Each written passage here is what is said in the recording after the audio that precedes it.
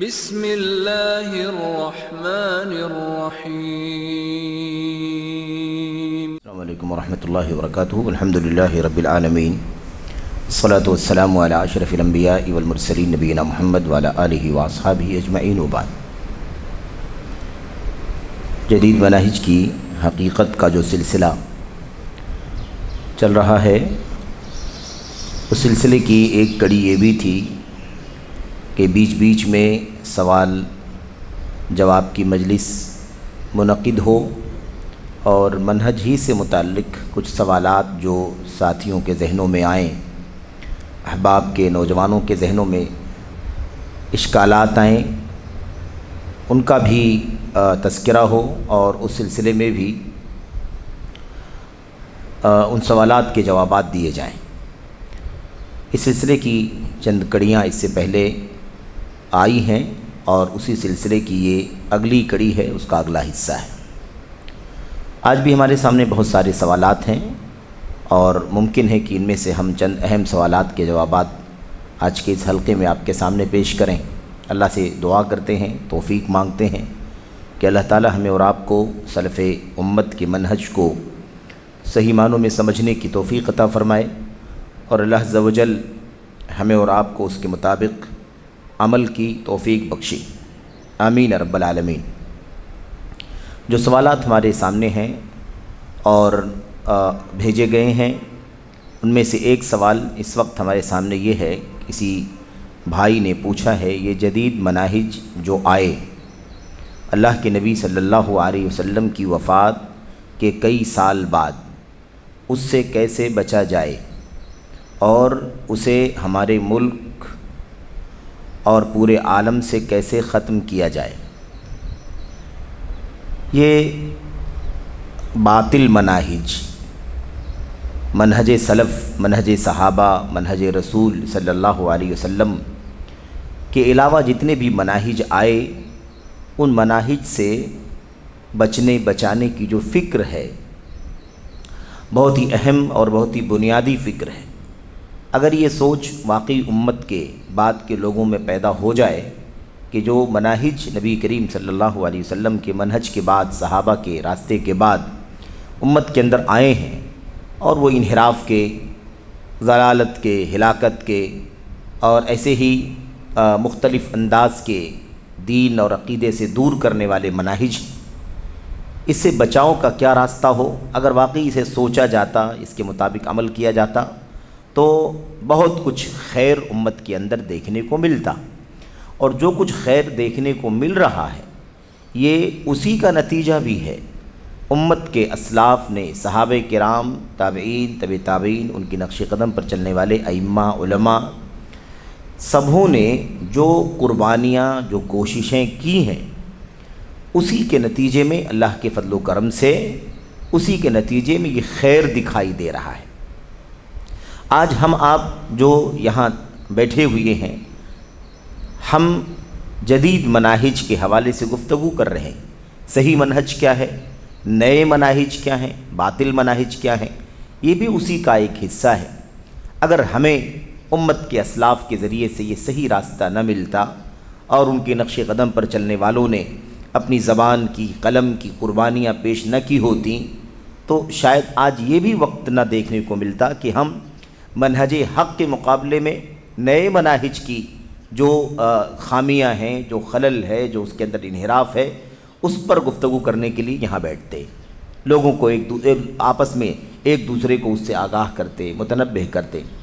تو یہ فکر بہت بنیادی فکر ہے اور یہ ہر ایمان والے کی سب سے پہلی ذمہ داری ہے کہ وہ یہ سوچے حق کیا ہے، اسے لے، اسے اپنائے، اسے برتے، اور حق کے علاوہ کیا ہے، باطل، اسے سمجھے تاکہ اس سے اپنے آپ کو بچائے، اس سے آگاہ کرے لوگوں کو۔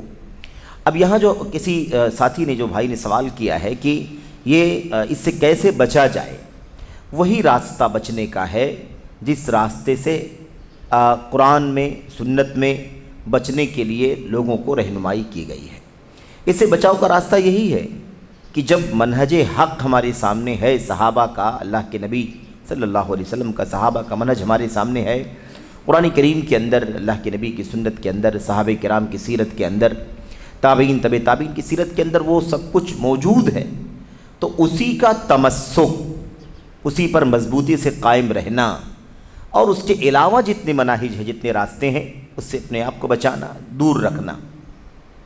اس کی عملی پیش رفت کیسے ہو سکتی ہے، اس کا عملی اقدام کیسے ہو سکتا ہے آج کے اس دور میں؟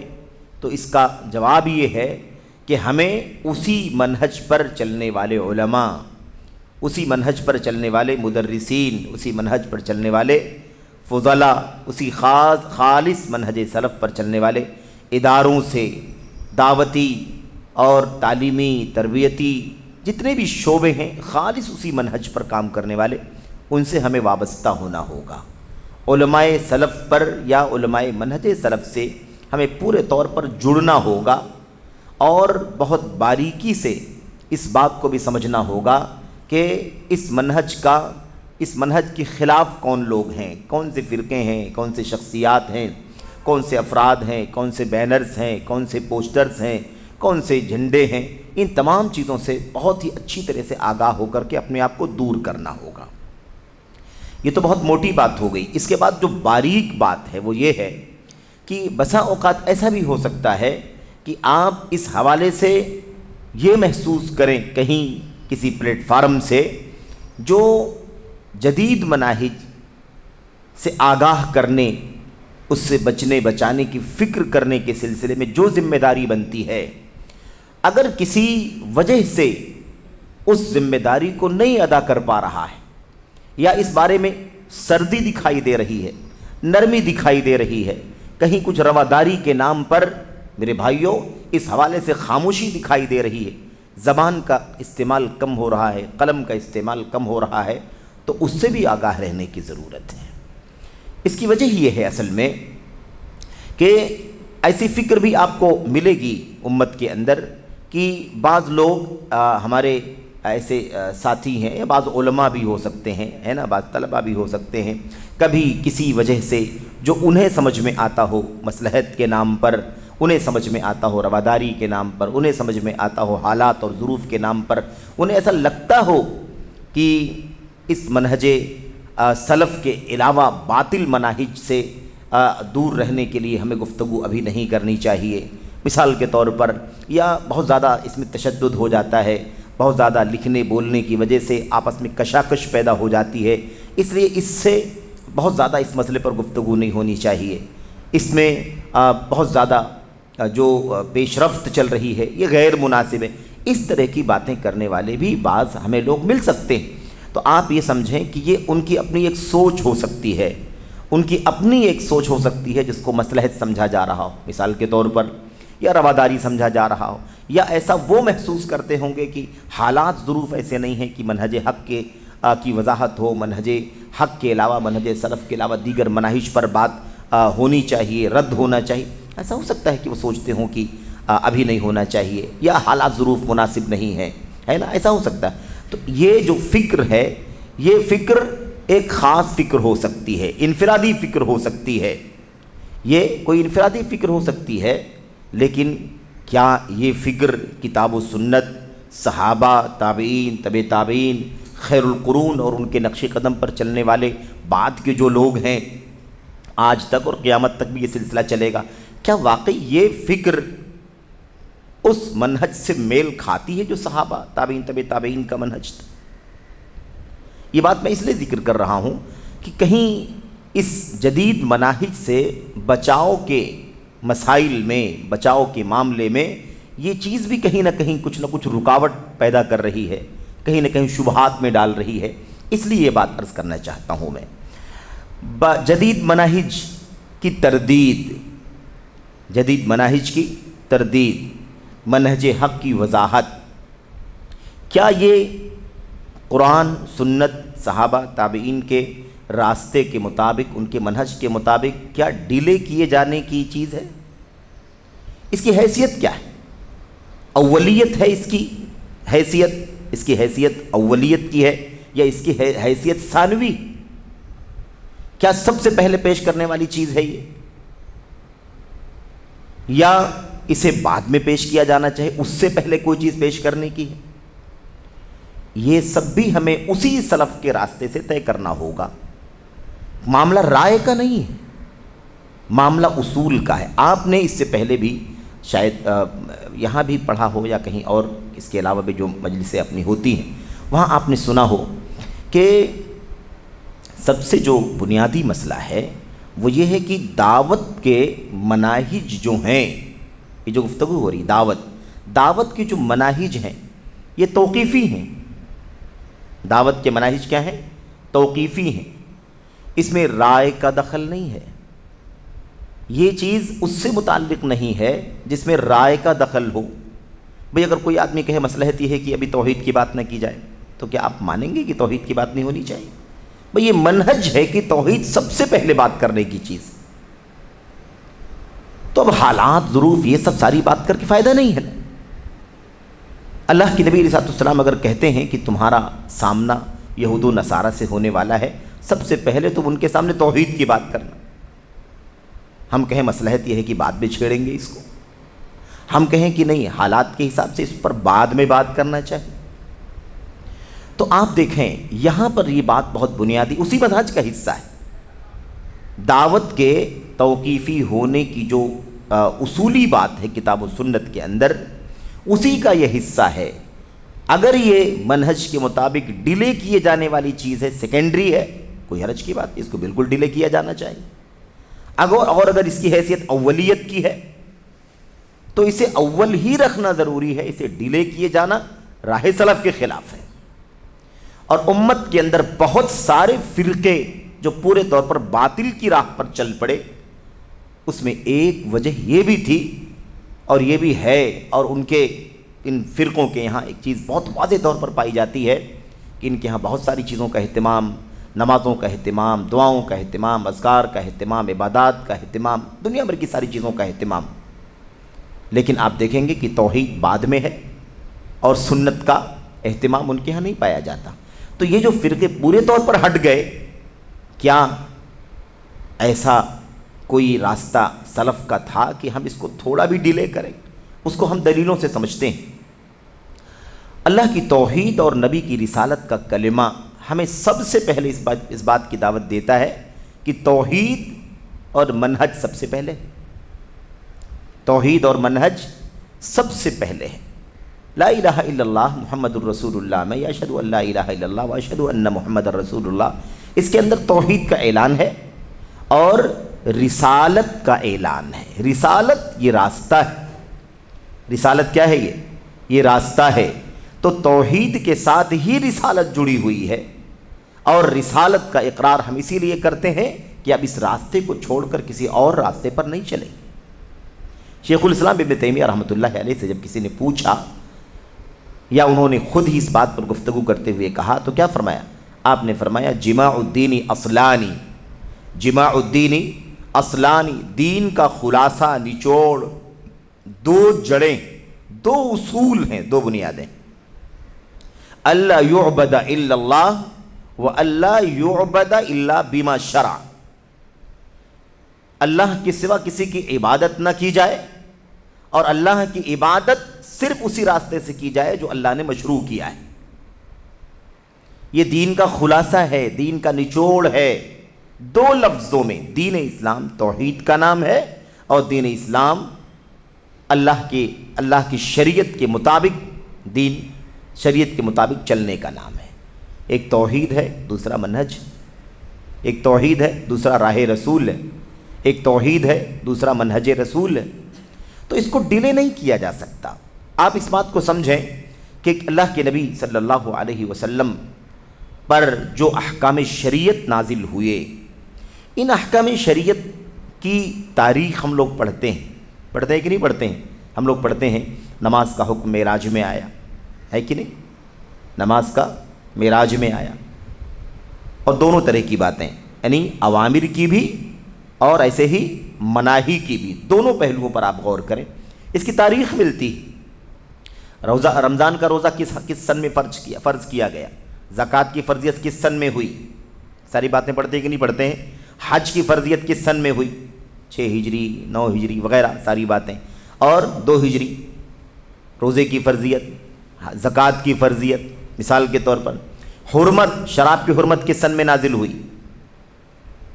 لیکن کیا توحید اور نبی صلی اللہ علیہ وسلم کی راہ پر چلنے کی بھی کوئی تاریخ ہے کہ سن فلاں سے توحید پر عمل کریں گے، سن فلاں سے سنت کو پکڑیں گے، سن فلاں سے صحابہ کے راستے پر چلیں گے؟ ایسی بھی کوئی تاریخ ہے بھائی؟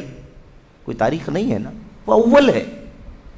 تو احکام بعد میں اترے، فرائض بعد میں اترے، نماز بعد میں، روزہ بعد میں، حج بعد میں، زکوٰۃ بعد میں، شراب کی حرمت بعد میں، زنا کی حرمت، فلاں فلاں فلاں چیزیں فلاں فلاں وقت اتری، لیکن التوحید اول واجب و آخر واجب، توحید سب سے پہلے، نبی کریم صلی اللہ علیہ وسلم کی سنت بالکل ساتھ میں۔ اگر نبی کریم صلی اللہ علیہ وسلم کا راستہ نہ ہو تو وہ توحید کی جو اولین دعوت ہے وہی صحیح معنوں میں نہیں آ سکتی، اس لیے اسے ڈیلے نہیں کیا جا سکتا۔ اب اسی کے ساتھ ساتھ یہ مسئلہ بھی جڑا ہوا ہے کہ جو نئے اور باطل راستے آئے اس سے بچنے کے لیے ہمیں جو کرنا پڑے گا اس میں یہ بھی موجود ہے کہ جیسے ہمارے اسلاف نے، حضرات صحابہ کرام نے، حضرت عبداللہ ابن مسعود رضی اللہ تعالیٰ عنہ نے، حضرت عبداللہ ابن عباس رضی اللہ تعالیٰ عنہ نے، حضرت حذیفہ رضی اللہ تعالیٰ عنہ نے، حضرت جابر نے، حضرت ابوبکر صدیق نے، عمر بن خطاب نے، عثمان غنی نے، علی بن ابی طالب نے، ان سب لوگوں نے، اور یہ مثال ہے بطور مثال، بقیہ سارے صحابہ کرام بالترتیب اس کے اندر شامل ہیں، ان اصحاب کرام نے اور ان کے نقش قدم پر چل کر تابعین تابعین نے جیسے باطل مناہج کا رد کیا ویسے ہی باطل مناہج کا رد کیا جانا ضروری ہے، تب ہم اس سے بچ پائیں گے۔ خیر کی خیریت واضح کرنا ضروری ہے اور باطل کا بطلان واضح کرنا ضروری ہے۔ میرے بھائیوں، یہ بہت بنیادی نقطہ ہے۔ سَيَحْمِلُ هَذَا الْعِلْمَ مِنْ كُلِّ خَلَفٍ عُدُولُهُ، اللہ کے نبی علیہ السلام نے کیا فرمایا تھا؟ يَحْمِلُ هَذَا الْعِلْمَ مِنْ كُلِّ خَلَفٍ عُدُولُهُ يَنْفُونَ عَنْهُ تَحْرِيفَ الْغَالِينَ وَانْتِحَالَ الْمُبْطِلِينَ وَتَأْوِيلَ الْجَاهِلِينَ، ہر دور میں امت کے عادل، علم والے، امانت دار، سچے علماء اس دین کو سیکھیں گے، پڑھیں گے، اسے گلے لگائیں گے، اسے اپنا اوڑھنا بچھونا بنائیں گے۔ ینفون عنہ تحریف الغالین، اس دین سے غلو کاروں کی تحریف کا خاتمہ کریں گے۔ وانتحال المبطلین، باطل پرستوں کی کاٹ چھانٹ کو نکال کر کے باہر کریں گے، تراش خراش کو نکال کر کے باہر کریں گے۔ وتأویل الجاہلین، اور جاہلوں کی منمانی کا خاتمہ کریں گے۔ منمانی تعویل یعنی منمانی، اس کا معنی نکالنا جو جاہلوں نے نکال رکھا، خاتمہ کریں گے۔ تو ہر صدی میں، ہر دور میں، ہر خلف میں یہ کام ہونا چاہیے۔ نبی کریم صلی اللہ علیہ وسلم کی بشارت، نبی کریم صلی اللہ علیہ وسلم کی پیشین گوئی، صحابہ کرام کی سیرت کا مطالعہ آپ کریں۔ ابوبکر صدیق رضی اللہ تعالیٰ عنہ نے ان لوگوں کی سرکوبی کے لیے میرے بھائیوں جہاد کا جھنڈا اٹھایا کہ نہیں اٹھایا؟ جن لوگوں نے زکوٰۃ کا انکار کر دیا ہے کہ نہیں؟ جن لوگوں نے زکوٰۃ کا انکار کر دیا، اور کیا کیا تھا ان لوگوں نے ارتداد کا راستہ کھول دیا تھا، مرتد ہونے لگے، اسلام چھوڑ دیں گے، محمد تھے تو ٹھیک ہے، انہوں نے حالات ایسے بنا دیے تھے کہ ہمیں اسلام لانا پڑا اور ہم مٹ جائیں گے اسلام سے، مدینے پر حملہ کرنے کے لیے ٹھان لی۔ اس کے لیے کھڑے ہوئے کہ نہیں کھڑے ہوئے بتائیے؟ ارتداد کے خلاف کھڑے ہوئے کہ نہیں کھڑے ہوئے؟ زکوٰۃ کے انکار کے خلاف کھڑے ہوئے کہ نہیں کھڑے ہوئے؟ آج کتنے مقدسات کو اور کتنی شریعت کے بنیادی اوامر کو پامال کرنے کی باتیں لوگ کر رہے ہیں کہ نہیں کر رہے؟ سب کس نام پر؟ مصلحت کے نام پر، جبکہ کوئی مصلحت نہیں۔ مصلحت تو دین ہے، مصلحت تو توحید ہے، مصلحت تو سنت ہے، مصلحت تو قرآن ہے، مصلحت تو صحابہ کا راستہ ہے، اس کے علاوہ مصلحت کیا ہو سکتا ہے؟ لیکن نہیں، اسی نام پر عمر بن خطاب رضی اللہ تعالیٰ عنہ نے نبی کریم صلی اللہ علیہ وسلم کی وفات کے ساتھ ہی، میرے بھائیوں آپ دیکھیے کتنے مسائل کھڑے ہوئے، لیکن حضرت عمر بن خطاب رضی اللہ تعالیٰ عنہ نے کوئی خاموشی اختیار کی؟ آپ نے اپنی ذمہ داریاں نبھائی، اور وہ ہمت کوئی نہیں کر سکا کہ عمر بن خطاب کے سامنے بات کر سکے۔ ابوبکر صدیق رضی اللہ تعالیٰ عنہ، عمر بن خطاب، عثمان غنی اور حضرت علی بن ابی طالب وغیرہ کے جو واقعات ہیں سیرت میں بہت سارے، حضرت علی بن ابی طالب کو آپ دیکھیے، وہ خود کہتے ہیں نبی کریم صلی اللہ علیہ وسلم نے مجھے جس کام کے لیے بھیجا تھا ابو الحیاج، میں بھی تمہیں اس کام کے لیے بھیجنا چاہتا ہوں۔ وہ کام کیا تھا؟ وہ کام تھا اللہ کے نبی نے مجھے فرمایا تھا کہ جاؤ جہاں بڑی اونچی اونچی قبریں بنی ہوئی ہوں، پکی قبریں، اسے توڑ کر کے، مجسمہ بنا ہو اسے توڑ کر کے برابر کر دو، میں ابو الحیاج تمہیں اسی کام کے لیے بھیجنا چاہتا ہوں جس کام کے لیے اللہ کے نبی نے مجھے بھیجا تھا۔ یہ کام ہوا کہ نہیں ہوا؟ اور یہ تو شرک کی بات ہو گئی۔ بدعات کی بات آپ دیکھیں، بدعات، اور یہ سب یاد رکھیں کہ نئے راستے سب بدعت کے راستے ہیں، نئے راستے سب بدعت کے راستے ہیں۔ اس کی درجہ بندی ہو سکتی ہے لیکن بدعت میں سب مشترک، رافضیت بدعت ہے، خارجیت بدعت ہے، عقلانیت بدعت ہے، صوفیت بدعت ہے، انکار حدیث بدعت ہے، توہین صحابہ بدعت ہے، علم اور اہل علم کی تنقیص کرنا بدعت ہے۔ ایسے ہی ولاۃ امور، مسلم حکمرانوں کے خلاف میرے بھائیوں بغاوت کا جھنڈا اٹھانا، زبان قلم سے اس کو بڑھاوا دینا، یہ سب کیا ہے؟ یہ سب بدعت ہے۔ سب ساری چیزیں بدعت، عقیدے کی ساری بدعتیں ہیں، عمل کی بدعتیں اس کے علاوہ لمبی چوڑی ہیں بہت ساری۔ ان تمام پہلوؤں پر آپ یاد کریں کہ صحابہ نے مستقل کام کیا ہے کہ نہیں کام کیا۔ حضرت عبداللہ بن مسعود رضی اللہ تعالیٰ عنہ کا واقعہ سب کو معلوم ہے کہ نہیں معلوم ہے؟ عملی بدعت کے خلاف کھڑے ہوئے کہ نہیں کھڑے ہوئے؟ کوفہ کی مسجد میں 100 تسبیحات، 100 تحلیلات، 100 تکبیرات کے خلاف کھڑے ہوئے کہ نہیں کھڑے ہوئے؟ اگر اس کی تردید نہ کرتے تو آج اس کا چلن اتنا چل رہا ہے، آج دلیل کے ساتھ اس کا چلن عام ہو جاتا۔ لیکن یہ ہماری پاس دلیل ہے کہ بدعت کے خلاف کھڑا ہونا چاہیے۔ بدعت نیا راستہ ہے، شجرہ ممنوع ہے، سنت کے خلاف بدعت، سنت کے خلاف نفس پرستی ہے۔ ایسے ہی حضرت عبداللہ بن عباس رضی اللہ تعالیٰ عنہ خوارج کے خلاف کھڑے ہوئے کہ نہیں کھڑے ہوئے؟ ان کے خلاف کھڑے ہو کر کے ان کے باطل شبہات کا رد کیا کہ نہیں کیا؟ حضرت علی بن ابی طالب کے خلاف بغاوت کا جھنڈا اٹھا لیا 6000 لوگوں نے، آپ نے اس سے پہلے بھی اس ساری تفصیلات کو پڑھا ہے۔ 6000 لوگوں نے بغاوت کا جھنڈا اٹھا لیا، الگ ہو گئے۔ حضرت ابن عباس رضی اللہ تعالیٰ عنہ نے جا کر کے، میرے ساتھیوں بھائیوں، کیا جا کر کے انہوں نے ان کے شبہات کا جواب دیا کہ نہیں دیا؟ ان کی تردید کی یا نہیں کی؟ اس طریقے سے ہی ہم جدید مناہج سے بچ سکتے ہیں۔ نئے راستوں سے بچنے کے لیے بچاؤ کے سورسز کو پکڑنا ہوگا، بچاؤ کی تدبیریں جو ہیں وہ تدبیریں کرنی ہوگی، اور اس کا راستہ یہی ہے، ہمیشہ علم کا راستہ، خالص توحید کا، سنت کا علم، منہج سلف کا علم رکھنے والے اداروں، پروگراموں، علماء، علمی حلقات، علمی مجالس، ان سے وابستہ ہو کر کے پورے طور پر جو ایک دم خالص منہج کی رہنمائی کرنے والی ہمارے علماء ہیں، ان سے ہمیں وابستہ ہونا ہوگا۔ ہم شیخ صالح فوزان بن فوزان سے کیوں وابستہ ہو گئے؟ ان کی کتابیں ہم کیوں پڑھ رہے ہیں؟ اس کے دروس کا سلسلہ ہم نے کیوں پکڑا ہے؟ تاکہ ہم ان جدید مناہج سے اور اس کے اندر جو خلل پایا جاتا ہے اس کی حقیقت سے واقف ہو جائیں، تاکہ اپنے آپ کو ان تمام راستوں سے بچائیں۔ تو باطل مناہج سے، جدید مناہج سے بچاؤ کا راستہ یہی ہے۔ ہمیں چاہیے کہ ہم اس حوالے سے سنجیدہ ہو جائیں۔ کسی بھی صورت میں اس کے علاوہ کوئی راستہ نہیں ہے، کوئی راستہ اس کے علاوہ نہیں ہے۔ علم اور اہل علم کا ہی راستہ ہے، خالص منہج کا علم جہاں ہے، چاہے وہ ادارے ہوں، چاہے وہ دعوتی ادارے ہوں، چاہے وہ علمی حلقات ہوں، چاہے وہ مجلسیں ہوں، چاہے وہ جمعے کے خطبات ہوں، چاہے وہ پروگرامز ہوں، چاہے وہ خالص منہجی کتابیں ہوں، خالص منہجی تحریریں ہوں۔ ہم اپنی امت کی چوٹی کے جو علماء ہیں، ہم ان سے وابستہ ہو کر کے ہی اپنے صحیح منہج کی حفاظت کر سکتے ہیں اور باطل مناہج سے اپنے آپ کو بچا سکتے ہیں۔ یہ اس کا خلاصہ ہے۔ اس کے بعد میں سمجھتا ہوں آگے جو سوال ہے، سلف بدعتیوں سے کیسے بچتے تھے، ان سے کیسے دور رہنا پسند کرتے تھے۔ اس سلسلے میں تو بہت سارے واقعات، یعنی بہت سارے اقوال ہم لوگوں نے اس سے پہلے بھی پڑھا ہوا ہے کہ سلف بدعتیوں سے کیسے بچتے تھے۔ سلف بدعتیوں سے بچنے کے سلسلے میں، اور یہاں یاد رہے کہ یہ جو بدعتیوں کی بات کہی گئی ہے یا سلف کی بدعتیوں سے بچنے کا جو مسئلہ ہے، یہ دونوں پہلوؤں پر ہے۔ یعنی ایسی بدعتیں جو عقیدے کی بدعت ہیں، جو بڑی بدعتیں ہیں، جو مکفرہ بدعتیں ہیں، اور ایسی بدعتوں سے بھی تعلق ہے جن کا تعلق چھوٹی بدعتوں سے ہے، چھوٹی بدعتوں سے ہے، یعنی عملی بدعتیں ہیں۔ ان بدعتوں میں آدمی گنہگار ہوگا، فاسق ہوگا، لیکن اسلام کے دائرے سے باہر نہیں ہو جائے گا۔ یہ دونوں ہی بدعتیں ہیں، عملی بدعتیں اور عقیدے کی بدعتیں، کفر تک لے جانے والی بدعتیں اور فسق اور بدعملی تک لے جانے والی بدعتیں، دونوں اس کے اندر شامل ہیں۔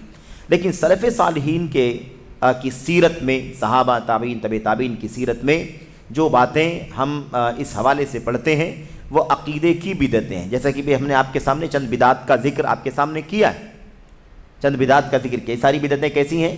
یہ ساری بدعتیں عقیدے کی بدعتیں ہیں، عقیدے کی بدعتیں ہیں۔ یہ عمل کی بدعتیں نہیں ہیں کہ نظر انداز کر دیا جائے، معمولی سمجھا جائے، بلکہ یہ بدعتیں عقیدے کی بدعتیں ہیں۔ ظاہر سی بات ہے میرے بھائیوں، اگر کوئی یہ کہے کہ حضرت ابو بکر صدیق نے، عمر بن خطاب نے، عثمان غنی رضی اللہ تعالیٰ عنہ نے ظلم کیا ہے، حضرت علی بن ابی طالب کے اوپر خلافت کا حق حضرت علی کا تھا اور ان تینوں صحابہ نے چھین لیا ہے، آپ بتائیے اس کا تعلق عقیدے سے ہے کہ نہیں ہے؟ یہ اہل سنت والجماعت کا عقیدہ ہے، کتاب و سنت کا، اور سارے صحابہ بھی متفق تھے۔ حضرت علی بن ابی طالب جن کا نام لے کر کے یہ بیان کرتے ہیں، حضرت علی خود اس بات کے کبھی قائل نہیں رہے، کبھی اس بات کا کوئی ایک چھوٹا سا ثبوت نہیں فراہم کر سکتا کہ حضرت علی نے کبھی یہ کہا ہو کہ میرا حق چھینا گیا ہے، نعوذ باللہ، کبھی نہیں۔ وہ خود بیان کرتے تھے کہ امت میں نبی علیہ السلام کے بعد سب سے افضل ابو بکر ہیں، ان کے بعد عمر ہیں، ان کے بعد عثمان ہیں، ان کے بعد اپنا نام لینے کے لیے اگر کوئی آپ سے کہتا بھی تو آپ کہتے میں تو ایک انسان ہوں، سارے انسانوں میں سے، میں مسلمانوں میں سے ایک مسلمان انسان ہوں، بس ایک بندہ ہوں اللہ تبارک و تعالیٰ کا، میرا نام کیوں لیتے ہو؟ یہ حالت تھی ان کی۔ لیکن لوگوں نے، اب بتائیں اس کا تعلق عقیدے سے کہ نہیں عقیدے سے؟ خروج کا مسئلہ عقیدے سے تعلق رکھتا ہے کہ نہیں تعلق رکھتا ہے؟ کسی کی جان مال آبرو پر حملہ کرنا کیا ہے یہ؟ اس کو اسلام سے باہر نکالنے کی وجہ سے، یاد رہے ایک ہے آدمی کبھی جھگڑا ہو جاتا ہے کسی کی جان لے لیتا ہے، وہ ایک عمل ہے، گناہ ہے، گناہ کبیرہ ہے، قتل کا گناہ ہے۔ لیکن یہ جو خروج ہے، خارجیت جس کو ہم کہتے ہیں، یہ تکفیر کے نتیجے میں ہے، ان کو کافر سمجھ کر کے ان کی جان مال کو حلال سمجھا جاتا ہے۔ یہ گناہ کبیرہ نہیں ہے، گناہ کبیرہ سے بڑھ کر کے عقیدے کا فساد ہے۔ تو یہ باتیں بہت بنیادی ہیں، ہمیں سمجھنے کی ضرورت ہے۔ کیسے دور رہتے تھے؟ دور رہتے بھی تھے اور دور رہنے کے لیے لوگوں کو کہتے بھی تھے۔ اس حوالے سے چند باتیں اس سے پہلے بھی بہت پہلے حلقوں میں آ چکی ہیں کہ کس طرح سے ہمارے اسلاف اہل بدعتیوں سے خود بھی آگاہ رہتے تھے، ان کی ایک بات بھی سننے کے لیے تیار نہیں ہوتے تھے۔ اگر کوئی بدعتی آتا جس کے بارے میں وہ جانتے کہ اس کے یہاں انحراف پایا جاتا ہے اور وہ کہتا ہے کہ مجھے آپ سے ایک بات کہنا ہے، تو کہتے ہیں کہ مجھے آدھی بات بھی تمہاری نہیں سننا ہے، کلمہ کہتے تھے ولا نصف کلمہ، آدھی بات بھی نہیں سننا ہے۔ اپنے کانوں میں انگلیاں ڈال لیا کرتے تھے۔ صحابہ کرام اور تابعین خود بھی عمل کرتے تھے ان باتوں پر، یعنی دوری اختیار کرتے تھے اہل بدعت سے، اور اپنے شاگردوں کو اہل بدعت سے دور رہنے کی تلقین کیا کرتے تھے۔ لا تجالسوا اہل الاہواء ولا تخالطوہم، اہل بدعت کے ساتھ نہ اٹھو بیٹھو، ان کے ساتھ نہ گھلو ملو، ان کے ساتھ سفر نہ کرو، ان کے ساتھ ایک راستے میں اکٹھا مت ہو۔ اس حوالے سے اتنی تاکید ہے کہ کہتے ہیں وَلَا تُمَكِّنْ صَاحِبَ بِدْعَةٍ مِّن سَمْعِكَ، اپنے کان کو کسی بدعتی کے حوالے نہ کرو، فَيُدْخِلْ فِيهِ أَهْوَاءَكَ، کہ وہ تمہارے کانوں میں اپنی بدعتوں کو داخل کر دے، کہ پھر کان کے راستے سے دل کی گہرائی میں بدعت اتر جائے اور پھر اس کے بعد اس کا خاتمہ کرنا تمہارے لیے مشکل ہو جائے۔ اس حوالے سے بہت زیادہ تفصیلات ہیں، تاکیدات ہیں، جو انشاءاللہ اقوال سلف میں آپ تفصیل سے پڑھیں گے، بستہ بستہ ایک ایک قول کو بہت تفصیل سے پڑھیں گے۔ اور میرے بھائیوں، حضرت عبداللہ ابن عباس، حضرت حذیفہ رضی اللہ تعالیٰ عنہ کے علاوہ دیگر بہت سارے تابعین سے، حضرت حسن بصری سے، حضرت ابو قلابہ سے، اور دیگر بہت سارے امت کے ائمے، امت کے اسلاف کے بڑے بڑے ائمہ سے ان کی تصریحات، ان کے اقوال موجود ہیں۔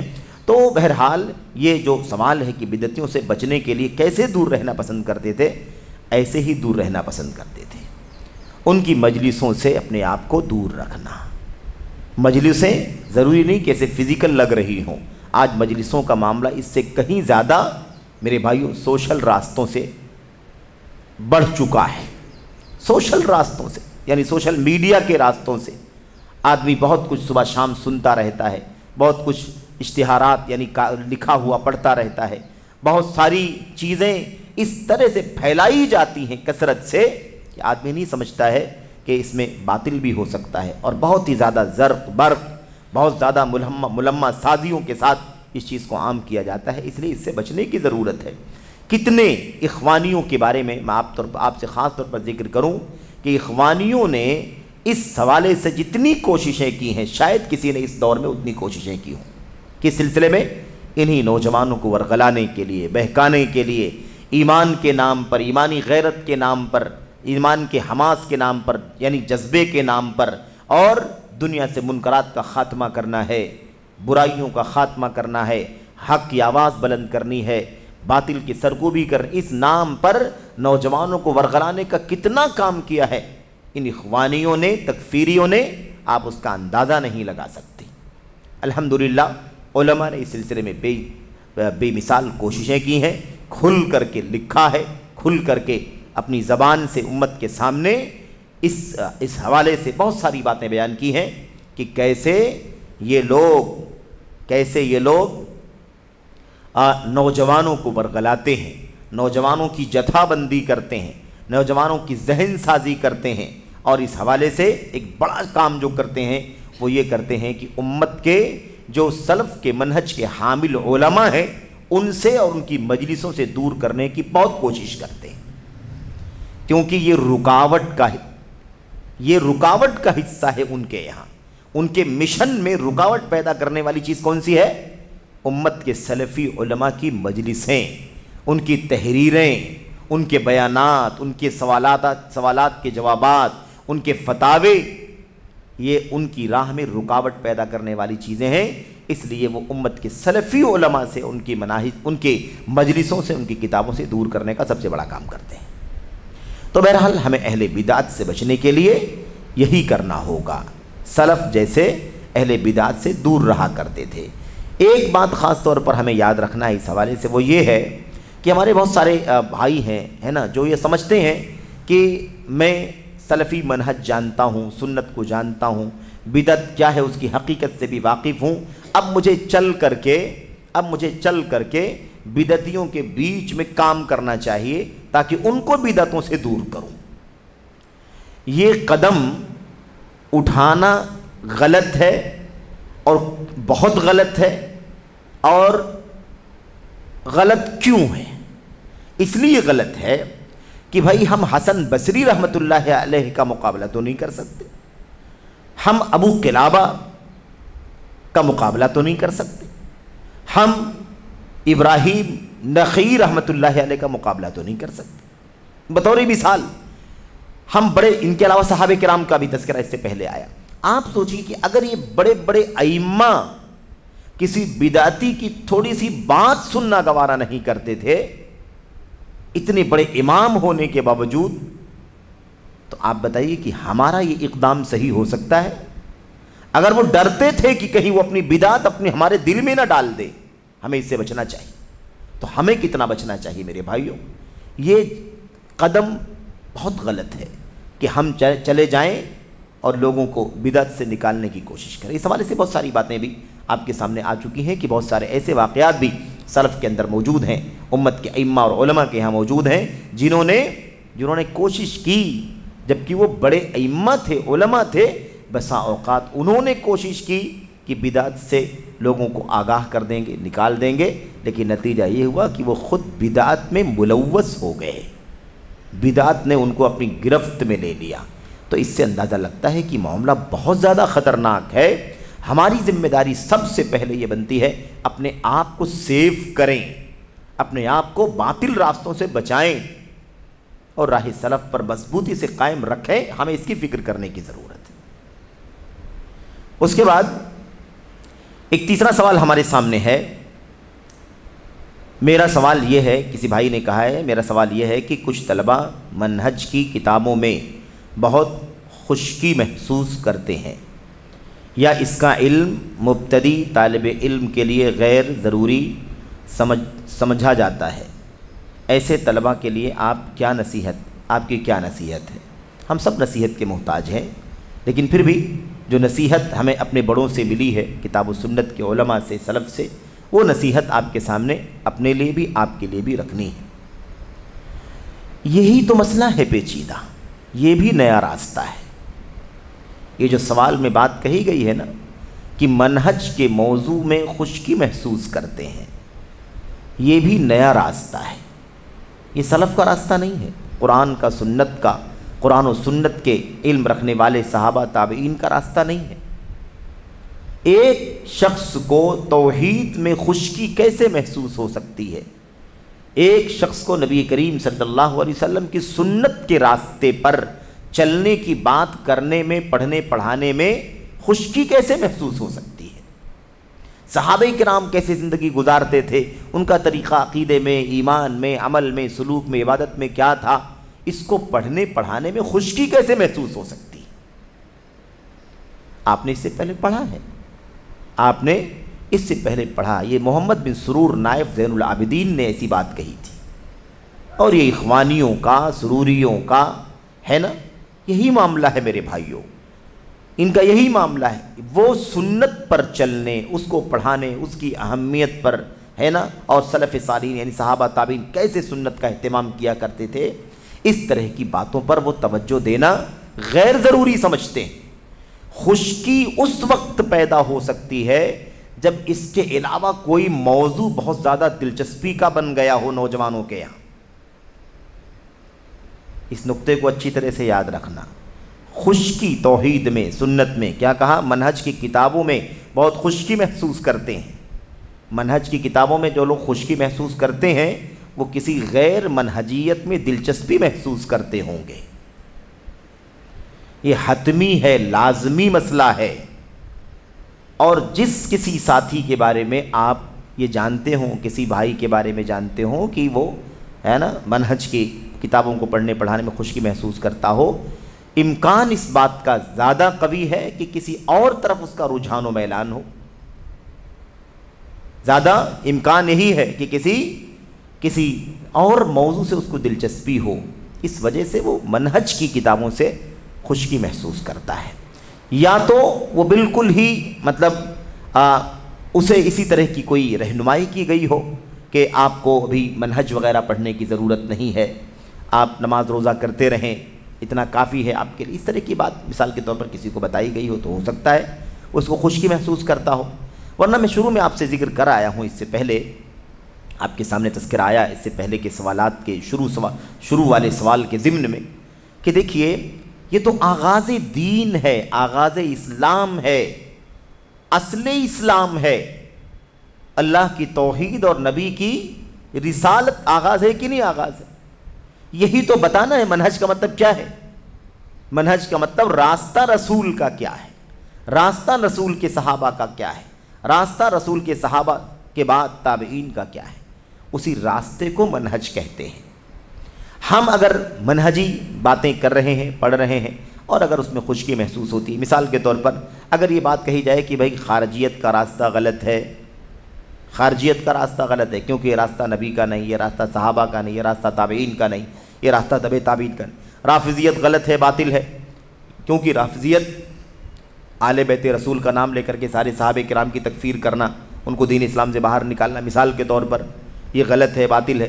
اور اگر ہم اس بات کو بتائیں یا ہمارے علماء اس کی رہنمائی کریں اور ہمیں یہ موضوع خشک لگتا ہے تو پھر آپ سوچیے کہ کیا یہ ضروری نہیں ہے؟ خشک کیسے لگتا ہے؟ کیا ہمیں یہ عقیدہ نہیں رکھنا ہے؟ کیا ہمیں اس راستے کو نہیں سمجھنا ہے کہ نبی کریم صلی اللہ علیہ وسلم، صحابہ تابعین نے حضرت ابوبکر صدیق کو پہلا مانا ہے، عمر بن خطاب کو دوسرا، عثمان غنی کو تیسرا، حضرت علی کو چوتھا، اور ان خلفائے ثلاثہ کی خلافت بالکل برحق ہے، علی منہاج النبوہ ہے، اور چوتھے نمبر پر اسی منہاج النبوہ پر حضرت علی بن ابی طالب رضی اللہ تعالیٰ عنہ آئے ہیں۔ تو خشکی کیسے میں کیا اس کو نہیں جاننا چاہیے؟ اس پر بات نہیں ہونی چاہیے؟ کیا اس پر بات نہیں ہونی چاہیے کہ اب جو لوگ حضرت علی کو پہلا درجہ دینا چاہتے ہیں، اللہ کے نبی کی وصیت کے مطابق ان کو سب سے پہلا خلافت کا حقدار مانتے ہیں، ایسا وہ کہتے ہیں، یہ غلط ہے، باطل ہے، کیا ہمیں یہ نہیں جاننا چاہیے؟ ہے کہ نہیں؟ ایسے ہی مثال کے طور پر آج امت کے اندر جو بدعتیں چل رہی ہیں، جو راستے سنت کے راستے کے علاوہ، صحابہ تابعین کے راستے کے علاوہ نیا راستہ چل رہا ہے، ان راستوں میں سے ایک راستہ یہ بھی ہے کہ حضرات صحابہ کرام پر کے خلاف ایسی باتیں کی جاتی ہیں جن سے ان کی تنقیص ہوتی ہے۔ کیا ہمیں اس بات کو نہیں جاننا چاہیے؟ یہ تو جڑ ہے، یہ کیا ہے؟ اسلام کی جڑ ہے۔ اگر صحابہ کا اعتبار ختم کر دیا گیا تو پورا اسلام غیر معتبر ہو جائے، ساری باتیں کرنے کا فائدہ کیا باقی بچے گا؟ جب صحابہ کرام کے بارے میں تنقیص کی بات اگر کرنے والے کر رہے ہیں اور اس کے بارے میں اگر ہم آگاہی نہ حاصل کریں یا اس طرح کی موضوعات سے خشکی محسوس کریں، یعنی خشکی کا مطلب یہی ہے کہ دلچسپی نہیں لگتی اس کے اندر، اس کو پڑھنے میں مزہ نہیں آتا ہے، اگر ایسا لگتا ہے تو آپ بتائیے کہ پھر کتنا خطرناک مسئلہ ہے۔ پھر آپ دین کے دیگر مسائل میں جہاں صحابہ کا نام لیتے ہیں، صحابہ کے حوالے دیتے ہیں، ان صحابہ کے حوالے دینے کا کوئی فائدہ ہوگا؟ وہ صحابہ تو پہلے ہی غیر معتبر ہو چکے ہیں، وہ صحابہ کیا ہو چکے ہیں؟ غیر معتبر ہو چکے ہیں۔ ابو ہریرہ کو کوئی غیر معتبر قرار دے، حضرت معاویہ کو غیر معتبر قرار دے، رافضیوں نے پورے طور پر ابو بکر، عمر، عثمان کو اور سارے صحابہ کرام کو کافر قرار دیا ہے۔ اگر ہم اس طرح کی باتوں کو ہم یہ سمجھتے ہیں کہ خشکی ہے تو حقیقت یہ ہے نا کہ کہیں دوسری طرف دلچسپی ہے، اور یا تو پھر اسے اس منہج کے موضوع سے کہیں نہ کہیں یا تو ہم کہہ سکتے ہیں کہ کسی نے نفرت دلا دی ہو، یا ایسا ہو سکتا ہے کہ اسے سیکنڈری بتلا دیا ہو۔ اسے جاننے کی ضرورت نہیں ہے، اس کا ٹائم بعد میں آئے گا، اس کا ٹائم بعد میں نہیں آئے گا، یہ سب سے پہلے ہے۔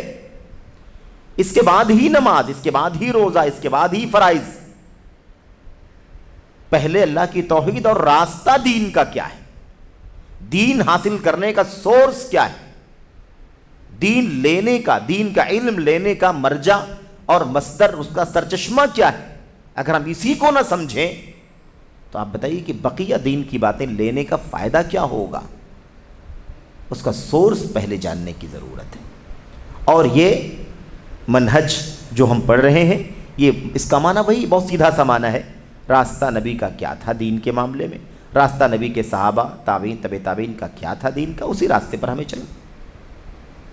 تو بہرحال خلاصہ کلام یہ ہے کہ یہ جو مسئلہ ہے، جو فکر آئی ہے کہ منہج سے خشکی محسوس کرتے ہیں، انہیں، ان بھائیوں کو، ان عزیزوں کو، نوجوانوں کو نصیحت یہی ہے کہ اللہ واسطے اصولوں کو سمجھنے کی کوشش کریں، اصولوں کو سمجھنے کی کوشش کریں۔ ایک طبقہ ایسا بھی ہے دنیا کے اندر، ایسے فرقے بھی ہیں جو کفر میں، مطلب شرک میں ڈوبا ہوا ہے، شرک میں ڈوبا ہوا ہے، بدعات میں ڈوبا ہوا ہے، اس کو توحید کے موضوع سے دلچسپی نہیں ہے، اس کو سنت کے موضوع سے دلچسپی نہیں ہے صحیح معنوں میں، اور اس کے جھنڈے سب سے زیادہ اونچے ہیں، اس کے قمقمے سب سے زیادہ چمکیلے ہیں، اس کے نعرے سب سے زیادہ اونچے ہیں، وہ سب سے زیادہ محبت کا، نبی سے محبت کا سب سے بڑا دعوے دار ہے۔ تو آپ بتائیے کہ اس طبقے کو اللہ کی توحید سے دلچسپی نہیں ہے، نبی کی سنت سے دلچسپی نہیں ہے، پورے طور پر شرک اور بدعت میں ڈوبا ہوا ہے، آپ بتائیے کہ اس کی زندگی کے اعمال کا کیا ہوگا؟ یہ فکر کتنی خطرناک ہے۔ آج یہی تو سارے باطل پرستوں کا معاملہ ہے، وہ کہتے ہیں کہ بھئی توحید کی اور کیا نام ہے اس کی منہج کی بات آپ نہ کریں، اگر آپ توحید کی بات کریں گے، منہج کی بات کریں گے تو اسے انتشار پیدا ہوگا، لوگ کٹ جائیں گے، منہج کی بات کریں گے تو سب کٹیں گے، رافضی کٹے گا، شیعہ کٹے گا، ہے کہ نہیں، صوفی کٹے گا، عقلانی کٹے گا، اندھا مقلد کٹ جائے گا، اس سے باہر نکل جائے گا، ایسے ہی اعتزال والے کٹ جائیں گے، توہین صحابہ کرنے والے کٹ جائیں گے، اہانت رسول کرنے والے کٹ جائیں گے، سب کے سب کٹ جائیں گے کہ نہیں کٹ جائیں گے؟ اس لیے آپ اس موضوع پر بات نہ کریں۔ تو یہ مسئلہ بڑا خطرناک ہے، یہ سب سے زیادہ دلچسپی کا موضوع ہے۔ اگر اللہ کی توحید سے دلچسپی نہ ہو اور نبی کے راستے سے دلچسپی نہ ہو تو پھر کس چیز سے دلچسپی ایک مسلمان کو ہونی چاہیے؟ عمل بعد میں، پہلے راستہ ہمیں جاننے کی ضرورت ہے۔ خوارج سے زیادہ عبادت گزار کون ہو سکتا ہے؟ لیکن ان کا منہج بگڑا ہوا تھا کہ نہیں بگڑا ہوا تھا؟ منہج بگڑا ہوا ہے، اور عبادت اتنی کی پیشانی پر سجدے کے گھٹے بنے ہوئے ہیں، پوری رات جاگ کر عبادت کرتے ہیں، یہ حالت ہے۔ لیکن راستہ خروج کا، حضرت علی بن ابی طالب کے خلاف بغاوت کر کے الگ ہو گئے، ان کو امیر الکافرین سمجھ رہے۔ منہج سب سے پہلے ہے۔ آپ بتائیے کہ وہ نمازوں کے گھٹے، اس سجدے کے نشانات، اور رات جاگنے کی وجہ سے چہروں پر تکان کے اثرات، وہ شب بیداری، کیا ان کے کام آ سکتی ہے اللہ تبارک و تعالیٰ کے؟ اس لیے منہج سب سے پہلے ہے، اس سے دلچسپی سب سے بنیادی چیز ہے۔ اگر اس سے دلچسپی نہیں ہے، خشکی لگتی ہے، تو اللہ تبارک و تعالیٰ سے توفیق مانگو کہ اللہ تبارک و تعالیٰ ہمیں اور آپ کو منہج سے محبت کرنے کی توفیق عطا فرمائے، منہج سے دلچسپی اور شوق پیدا کرنے کی توفیق عطا فرمائے، اور شوق پیدا ہو جائے گا۔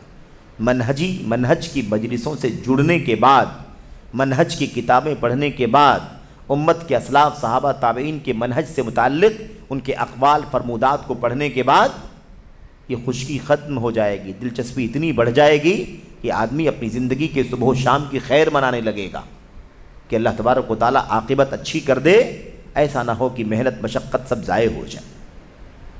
یہ بہت بنیادی چیز ہے، بہت بنیادی مسئلہ ہے۔ اچھا، یہ چند سوالات تھے۔ کچھ سوالات مجھے لگتا ہے کہ آواز میں بھی ہیں۔ اس میں سے ایک سوال یہ پوچھا گیا تھا پچھلے والے حلقے سے متعلق، اس میں حضرت شیخ صالح فوزان حفظہ اللہ کے جواب کے ضمن میں یہ بات آئی تھی، غیر مسلموں کے سلسلے میں کہ غیر مسلموں سے ہمارا تعامل کیسا ہونا چاہیے۔ تو بات آئی تھی کہ غیر مسلموں سے تعامل کو اور اس کی حقیقت کو جاننا ضروری ہے۔ غیر مسلموں کے ساتھ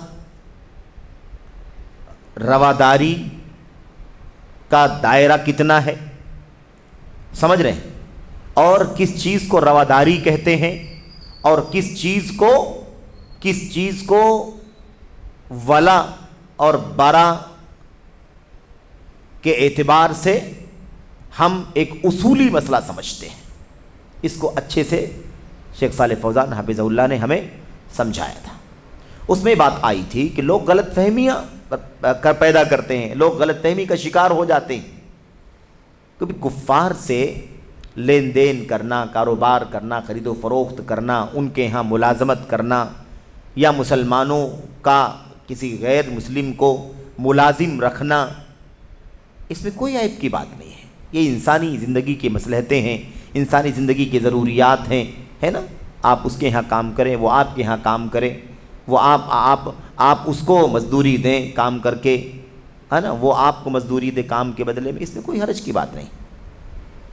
اس میں یہ بات بھی آئی تھی کہ گھروں اور دکانوں وغیرہ کو کرائے پر دینے میں بھی کوئی مسئلہ نہیں ہے، ہم انہیں اپنی دکانیں کرائے پر دیں، ہے نا، وہ ہمیں اپنی دکانیں اور گھر کرائے پر دیں، اس میں بھی کوئی، اس تبادلے کا بھی کوئی تعلق عقیدے سے نہیں ہے، یہ رواداری کا حصہ، انسانی مصلحتیں، یہ برا ولا اور برا کا مسئلہ نہیں ہے۔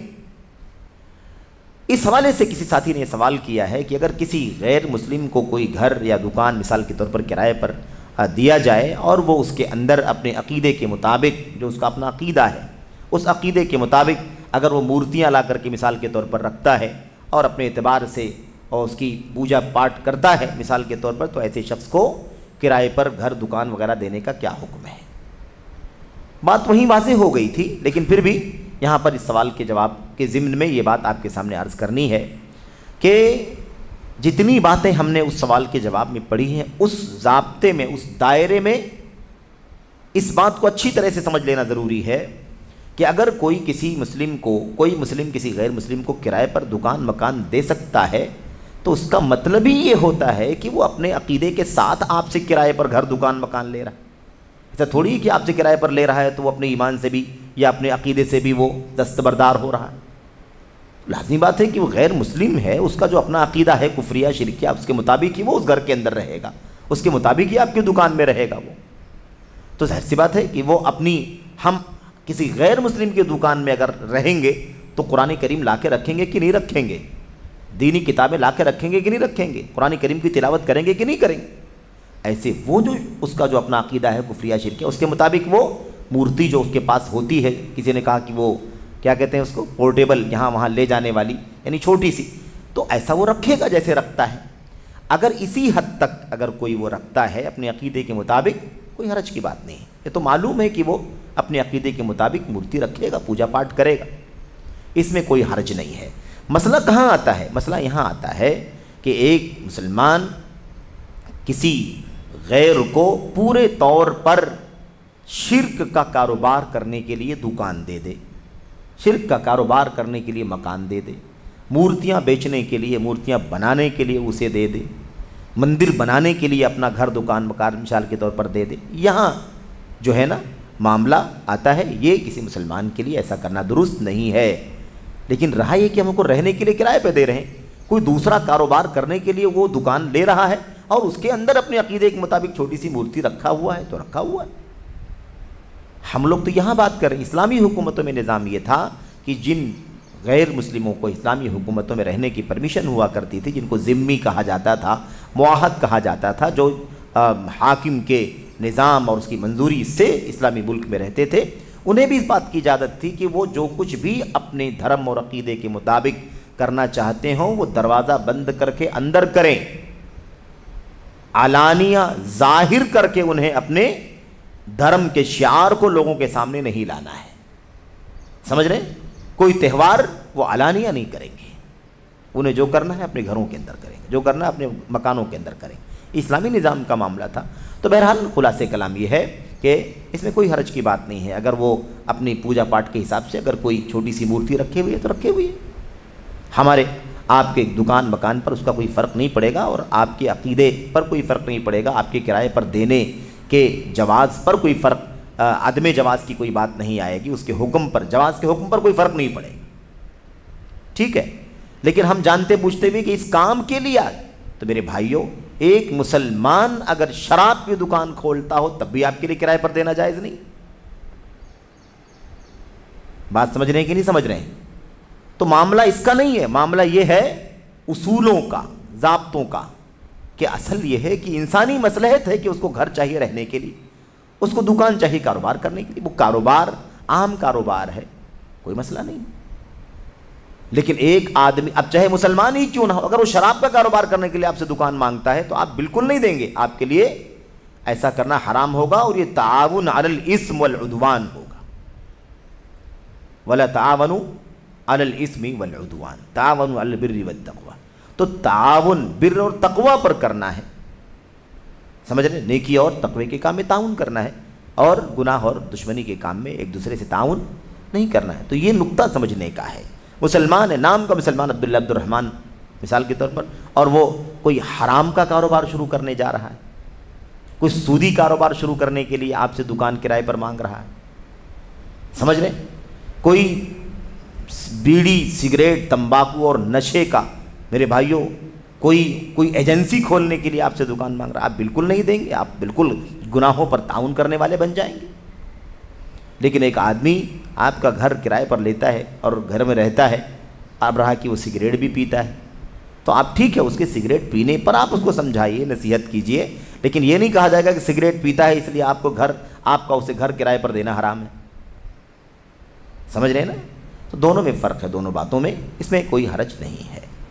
بہرحال اس کے بعد ایک سوال ہمارے سامنے یہ ہے، اگر عوام اور خواص میں خالص سلفی منہج کی تربیت کا فقدان ہو، اگر عوام اور خواص میں خالص سلفی منہج کی تربیت کا فقدان ہو تو اس کے کیا کیا نقصانات مرتب ہو سکتے ہیں؟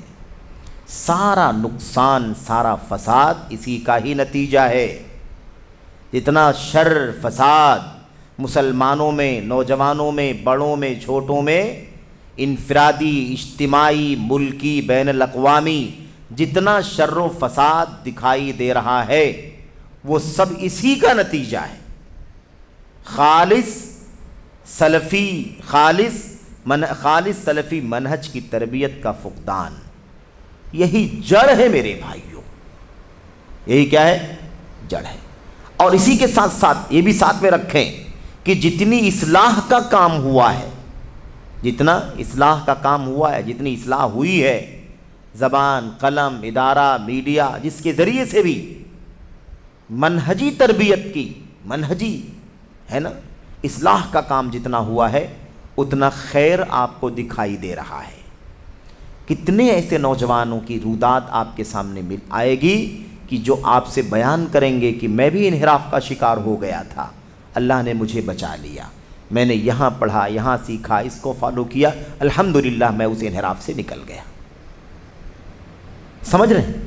تو اس میں کوئی شک نہیں ہے کہ خالص سلفی منہج کی تربیت کا فقدان اگر ہے عوام میں بھی خواص میں بھی۔ اب یہ عوام اور خواص، عوام یہ ہماری جو عام مجلسیں ہوتی ہیں، جلسے جلوس اجتماعات پروگرام جمعے کے خطبے، ٹھیک ہے، یہاں اگر منہجی تربیت کا فقدان ہو، یعنی ہمیشہ فضائل کے مسائل، فضائل کی خطبے دیے جائیں، ہمیشہ تسبیحات اور اذکار کی باتیں کی جائیں، ہمیشہ عملی مسائل کی بات کی جائے، اس سے یہ مقصد نہیں ہے کہ اس کی کوئی تنقیص مقصود ہے، مقصد یہ ہے کہ شریعت کے اندر جس کا جو درجہ ہے اسی اعتبار سے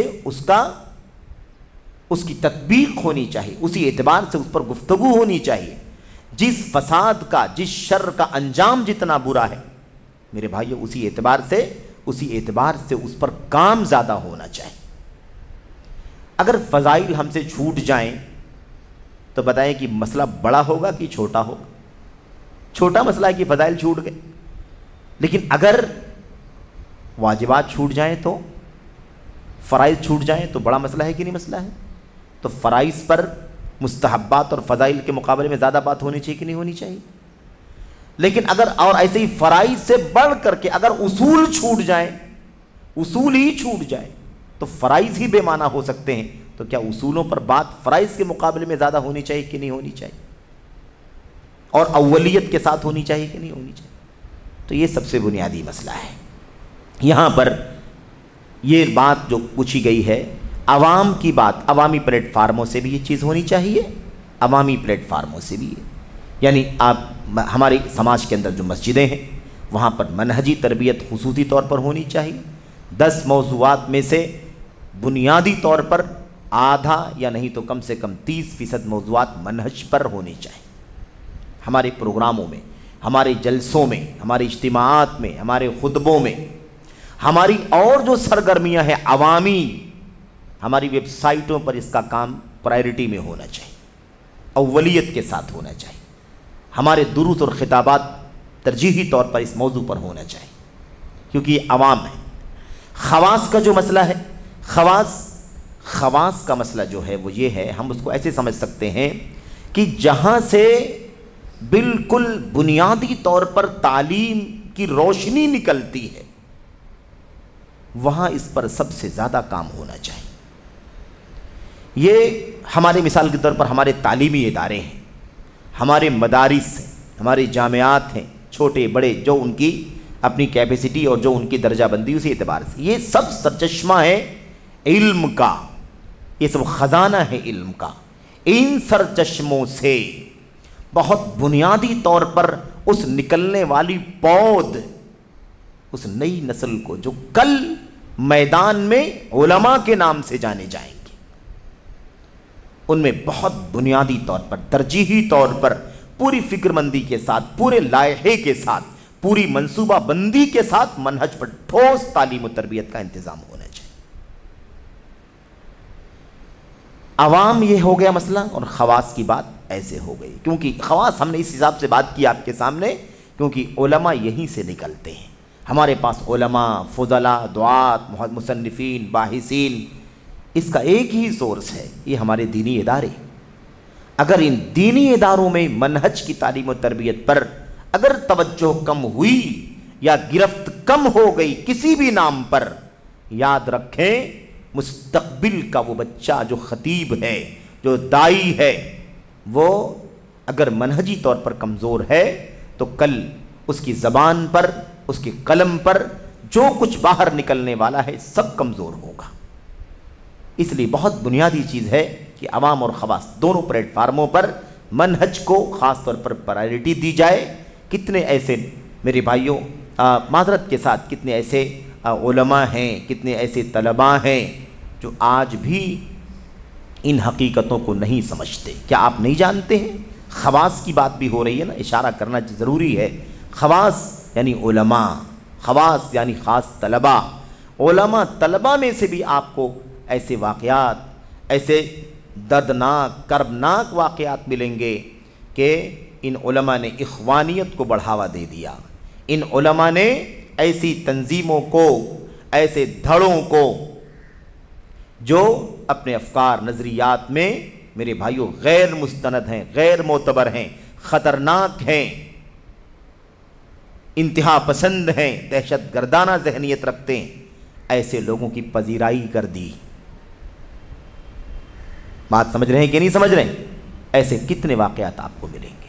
تو اگر ہمارے یہ نئے طلبہ بھی اگر نہ جانیں منہج کی حقیقت کو، ممبروں پر آ جائیں، منہج کی باریکیوں کو نہ سمجھیں، اسٹیجوں کے مقرر بن جائیں، عوامی پلیٹ فارموں پر لکھنے اور بولنے لگ جائیں، تو آپ بتائیے کہ نقصان کتنا زیادہ ہوگا۔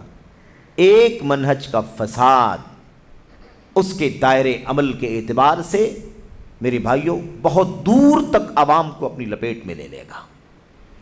اخوانی ذہنیت، اخوانی فکر اگر پیدا ہوئی منہج کی تربیت نہ ہونے کی بنیاد پر، اور اس کمزور نے اگر اسٹیج اور ممبر کو پکڑا، میڈیا اور سوشل میڈیا کے پلیٹ فارموں پر عوام کے سامنے آیا، تو آپ بتائیے کہ اس کا شر کتنا دور تک پھیل جائے گا۔ پھر وہی ہوگا، طلبہ جو ہوں گے وہ بھی ایسے ہی کمزور منہج کے اعتبار سے، ان کے ہاں میرے بھائیوں نرم گوشہ اخوانیت کے سلسلے میں، نرم گوشہ رافضیت کے سلسلے میں، نرم گوشہ خارجیت کے سلسلے میں، نرم گوشہ صوفیت کے سلسلے میں، نرم گوشہ باطل پرستوں کے سلسلے میں، وہ غیرت، وہ پختگی اور وہ میرے بھائیوں جو ایمان اور سنت کی مضبوطی دلوں کے اندر ہوتی ہے، اس کی بنیاد پر جو غیرت اور حمیت پیدا ہوتی ہے، اس کا فقدان دکھائی دے گا۔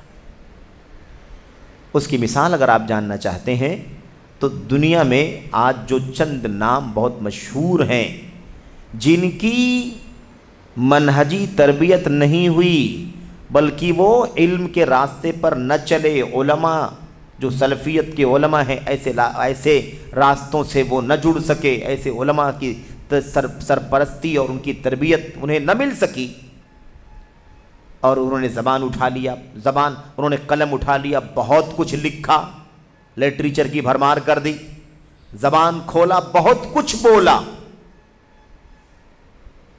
آج دنیا کے اندر آپ دیکھیں کتنا بڑا طبقہ ہے جو اسی راہ پر چل رہا ہے، تو نقصان تو بہت زیادہ ہے، نقصان بڑا ہے میرے بھائی، بہت بڑا نقصان ہے۔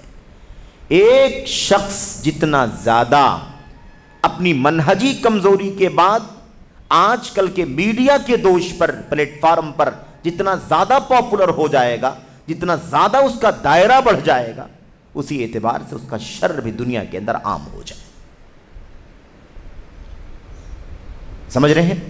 یہ اس کا بالکل سرسری طور پر اشارہ ہے۔ تو شر بہت زیادہ ہے، شر بہت زیادہ ہے، عقل پرستی پھیلتی ہے، اس کی بنیاد پر سنت سے جو محبت ہونی چاہیے اس کا فقدان سامنے آتا ہے، اہل علم کی ناقدری سامنے آتی ہے، اور صحیح معنوں میں آدمی راہ راست پر جو چل سکتا تھا اس راستے کو پورے طور پر وہ چھوڑ کر کے دوسری طرف چل پڑتا ہے، یہ اس کا نقصان ہوتا ہے۔ ایک سوال اور بھی ہے، اہل حدیث اداروں کی منہجی ذمہ داریاں، اس سلسلے میں کچھ وضاحت، یہ تو بہت بڑا مسئلہ ہے میرے بھائیوں۔ اہل حدیث اداروں کی منہجی ذمہ داریاں، اگر منہجی ذمہ داریاں اہل حدیث اداروں کی نہیں ہیں میرے بھائیوں، تو بھلا بتاؤ کہ دنیا میں کس کی ذمہ داریاں ہیں؟ اہل حدیث اداروں ہی کی ذمہ داریاں ہیں سب سے زیادہ۔ اہل حدیث اداروں کے مؤسسین، ان کے بانیان، ان کی تعلیمی ذمہ داران، ان کی سب سے بڑی ذمہ داری ہے میرے بھائیوں کہ خالص اہل حدیث ادارے ہیں، خالص اہل حدیث اداروں میں پوری توجہ کے ساتھ منہج کی تعلیم پر دھیان دیا جائے، طلبہ کو پورے طور پر منہجی تربیت سے آراستہ کر کے، انہیں پورے طور پر تیار کر کے حق منہج کیا ہے، باطل مناہج جن کا سامنا انہیں میدان عمل میں آتے ہی کرنا ہوگا، ان تمام باطل مناہج سے اور اس کے کھوٹے پن سے، اس کے خلل سے، اس کے اندر پائے جانے والے انحراف سے پورے طور پر آراستہ کر کے انہیں میدان میں ان طلبہ کو دائی اور عالم کے طور پر باہر نکالنا ہے، سب سے بڑی ذمہ داری ہے۔ اب اگر اہل حدیث مدارس میں، اہل حدیث جامعات میں اللہ نہ کرے، اللہ بچائے، اگر کہیں کوئی کمزوری، کوئی رواداری، یا مثال کے طور پر تربیت کے حوالے سے کہیں کوئی کسر اگر چھوڑ دی جاتی ہے تو یہ یقیناً امت کے لیے بہت خطرناک ثابت ہوگا، بہت خطرناک ثابت ہوگا۔ سب سے پہلا مسئلہ تو یہ پیدا ہو جائے گا کہ یہ طلبہ خود نہ جانے کس کس کا لقمہ بن جائیں گے، نہ جانے کس کس کے شکار ہو جائیں گے۔ چہ جائے کہ وہ امت کو صحیح رہنمائی کر سکیں تو بات کی بات ہے، اگلا مرحلہ ہے میرے بھائیوں، وہ خود کسی راہ پر باقی نہیں رہیں گے بلکہ وہ کسی نہ کسی کے شکار بن جائیں گے۔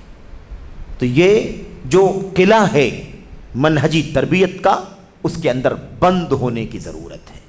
منہج کی تربیت کا قلعہ انسان کو منہجی فساد سے بچائے گا، اور خود اپنے آپ کو جب بچا لے جائے گا تو دوسروں کی صحیح منہجی تربیت بھی کر سکے گا۔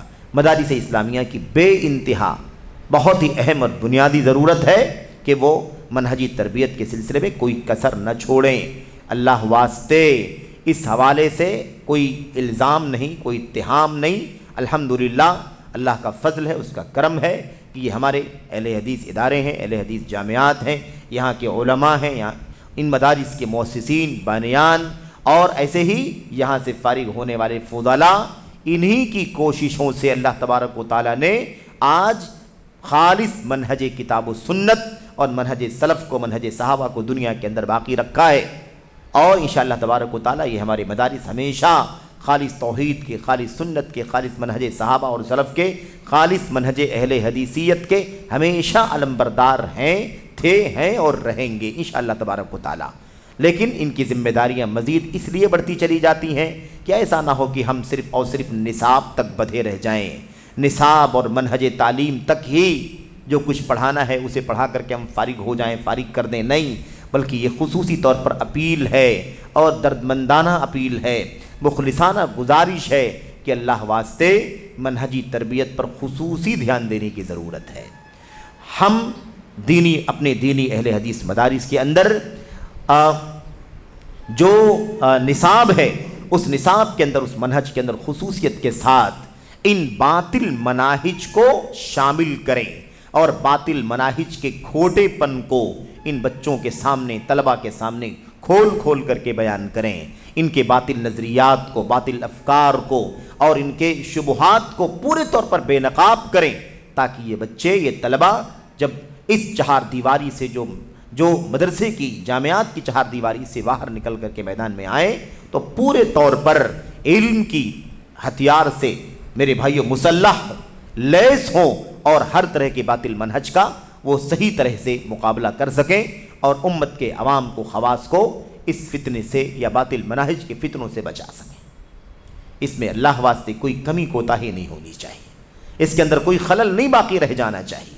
میرے بھائیوں، ایسا کبھی ہوتا ہے کہ لوگ یہ سمجھتے ہیں، بعض لوگ، کہ ان بچوں کو ابھی اس تمام جھنجھٹوں میں ڈالنے کی کیا ضرورت ہے، کیا ضرورت ہے ان کو دنیا کے فتنے بتائے جائیں، رافضیت کیا ہے، خارجیت کیا ہے، الحاد کیا ہے، اخوانیت کیا ہے، مودودیت کیا ہے، مثال کے طور پر اس طرح کے اور جو فتنے ہیں بہت سارے، منہج کے فسادات جو ہیں، ان تمام چیزوں کی باتیں بتانے کی ان کو کیا ضرورت ہے؟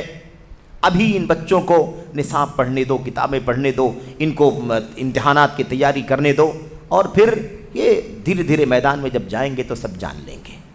یہ چیز نہیں ہونی چاہیے، یہ چیز نہیں ہونی چاہیے۔ یاد رکھیں، یہ پہلا واجب ہے، بار بار یہ بات ہو رہی ہے کہ یہ واجب پہلا ہے، یہ پہلا واجب ہے، اس کے اندر کوئی کسر نہیں ہونی چاہیے۔ ہم اپنے طلبہ کو مدارس کے اندر بنیادی طور پر صحیح منہج کو میرے بھائیوں ان کے ذہن و دماغ میں اچھی طرح سے بیٹھائیں، پیوست کریں اور انہیں اس کی حقیقت کو کھول کر کے بتلائیں، تاکہ میدان میں اترنے کے بعد ایسا نہ ہو کہ کوئی اسے شکار کر لے اور پھر جب وہ شکار ہو جائے گا تو بقیہ لوگوں کو وہ کہاں سے کوئی صحیح رہنمائی کر سکے گا۔ یہ ذمہ داری ہے، اس کو پیچھے ڈالنا کسی بھی صورت میں مناسب نہیں ہے، کیونکہ یہ سب سے پہلے ہے۔ ہم بتائیں گے کیا؟ عمل بتلائیں، حلال و حرام بتلائیں، فقہی مسائل بتلائیں، یہ میرے بھائیوں یہ سب چیزیں بعد میں، بنیادی طور پر ہمیں کیا بتلانا ہے؟ اصل راستہ کیا ہے، اصل راستہ کیا ہے۔ میں نہیں کہتا کہ کس کلاس کے بچوں کو بتایا جائے، بلا شبہ کہ وہ بچے وہ ہوں گے جو سال 2 سال 3 سال کے اندر میدان عمل میں اترنے والے ہوں گے، ان کو اس کی رہنمائی کرنا ضروری ہے، اور خاص طور پر جو تعلیمی اداروں کے ساتھ جو تربیتی شعبے بنے ہوئے ہیں، جو دعوتی شعبے بنے ہوئے ہیں، نوجوانوں کی تربیت کے ان کی خاص طور پر ذمہ داری ہے کہ ان نوجوانوں پر خاص محنت کریں، ان کی خالص منہجی تربیت ہونی چاہیے، کیونکہ جب یہ طلبہ پڑھ کر کے باہر نکلیں گے تو داعی اور عالم ہوں گے، اور یہ جو تربیت لے کر کے یہاں سے جا رہے ہیں وہ اپنے آپ کو باطل مناہج سے پہلے بچائیں گے، اور اپنے اپنے حلقوں میں، اپنی کلاسوں میں، اپنے جاب سرکل میں، اپنے پڑوس میں، اپنے گھر بار میں، اپنے تمام ملنے جلنے والوں کو صحیح منہج سے آشنا کریں گے اور باطل مناہج سے انہیں آگاہ کرنے کی کوشش کریں گے۔ اس لیے اس حوالے سے بہت بنیادی طور پر ہمیں ترجیحی طور پر کام کرنے کی ضرورت ہے۔ تو یہ چند سوالات کے سے متعلق جوابات تھے، اور اللہ سے دعا کرتے ہیں کہ اللہ تبارک و تعالی ہمیں صحیح منہج کو سمجھنے کی توفیق عطا فرمائے۔ ان سوالات کے جوابات میں جو کچھ باتیں حق ہیں وہ اللہ تبارک و تعالیٰ کی جانب سے ہیں، اس کا فضل ہے، اس کا احسان کا ہے، اس کے احسان کا حصہ ہیں، اور اگر اس میں کوئی بات غلط ہوئی ہے تو وہ میری جانب سے، شیطان کی جانب سے، میں اللہ تبارک و تعالیٰ سے استغفار کرتا ہوں، اللہ سے دعا کرتا ہوں کہ اللہ تبارک و تعالیٰ ہمیں اپنے اصولوں کو بہت ہی زیادہ گہرائی سے سمجھنے کی توفیق عطا فرمائے، اصولوں پر تمسک کو اللہ تعالیٰ ہمیں اولیت دینے کی توفیق عطا فرمائے، آمین یا رب العالمین۔ بقیہ جو سوالات ہیں انشاءاللہ تبارک و تعالیٰ وہ اگلے سیشن میں آپ کے سامنے رکھے جائیں گے۔ اللہ سے دعا ہے کہ اللہ تعالیٰ ہم سب کو سمجھنے اور عمل کرنے کی توفیق عطا فرمائے، آمین یا رب العالمین۔ وصلی اللہ وسلم وبارک علی نبینا محمد وعلی آلہ وصحبہ اجمعین۔ السلام علیکم ورحمۃ اللہ وبرکاتہ۔